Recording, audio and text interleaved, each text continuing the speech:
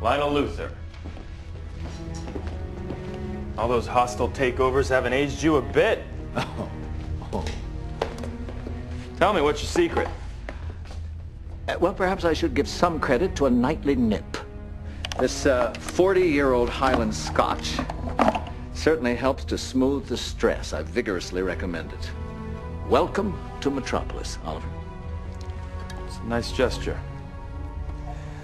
So I guess I shouldn't be surprised, should I? You've always been so generous. You know, Oliver, when I read in the papers, Oliver Queen moves to Metropolis, I was very curious. I mean, you've made such a name for yourself in Star City. Why would you relocate?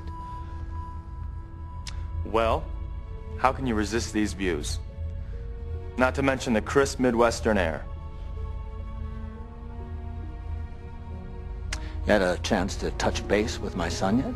Haven't had a chance. Been meaning to. How is old Lex doing, by the way? Has he finally managed to step out of your shadow? No, he's changed a lot since your boarding school days together. Well, we all have. You know what, Lionel? You've inspired me. I'm going to give him a call. Yeah.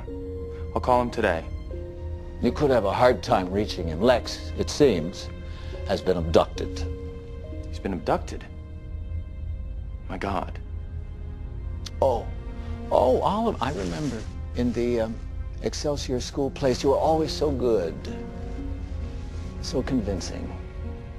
Lionel, I'm involved in a lot of business ventures, as you know, but I can assure you, kidnapping is not one of them. I remember you have an unpleasant history with my son. And I know Queen Industries had the only working satellite on Dark Thursday. I know, Oliver. You've suffered through a lot in your young life. But if you have so much as laid a hand on Lex, the word suffer will take on a whole new meaning to you.